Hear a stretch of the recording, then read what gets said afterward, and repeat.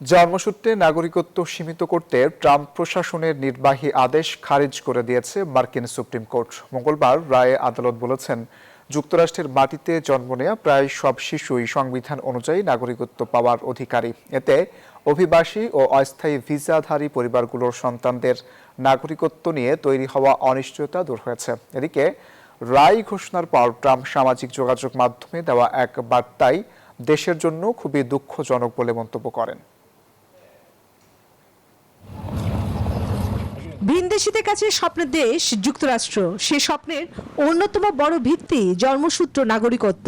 বহু অভিবাসী পরিবার বিশ্বাস করে যুক্তরাষ্ট্রের মাটিতে সন্তানের জন্ম মানেই তার জন্য নতুন সুযোগের দরজা উন্মুক্ত হবে। তবে দ্বিতীয় মেয়াদে ক্ষমতায় এসে সে পথ সীমিত করতে চেয়েছিলেন প্রেসিডেন্ট ডোনাল্ড ট্রাম্প। অবৈধ অভিবাসী ও অস্থায়ী ভিসাধারীদের সন্তানদের জন্মসূত্র নাগরিকত্ব বাতিলের লক্ষ্যে জারি করা হয় বিতর্কিত নির্বাহী আদেশ।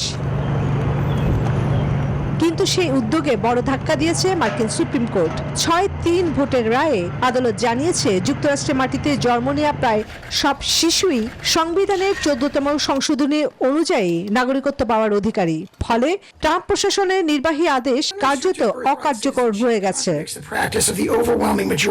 1998 সালের ঐতিহাসিক ও ওমকিম আর্ক মামলায় নজিরও পুনর্ব্যক্ত করা হয়েছে। একমাত্র স্মার্ট সিটি বসুন্ধরা, আধুনিকতায় এক ধাপ এগিয়ে। আদালতের মতে জন্মস্থান ভিত্তিক নাগরিকত্ব একটি সাংবিধানিক অধিকার, যা কোনো প্রেসিডেন্ট নির্বাহী আদেশের মাধ্যমে বাতিল করতে পারেন না।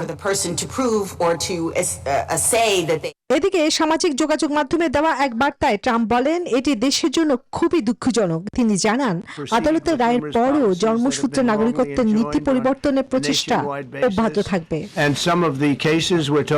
বিশ্লেষকরা বলছেন, এটি ট্রাম্পের কঠোর অভিবাসী নীতির জন্য বড় আইনি ধাক্কা। অন্যদিকে স্বস্তি ফিরেছে হাজারো প্রবাসী বাংলাদেশি সহ যুক্তরাষ্ট্রে বসবাসরত অভিবাসী পরিবারগুলির মধ্যে, যাদের সন্তানের নাগরিকত্ব নিয়ে তৈরি হয়েছিল অনিশ্চয়তা। চন্দনী চন্দ্রা, নিউজ 24।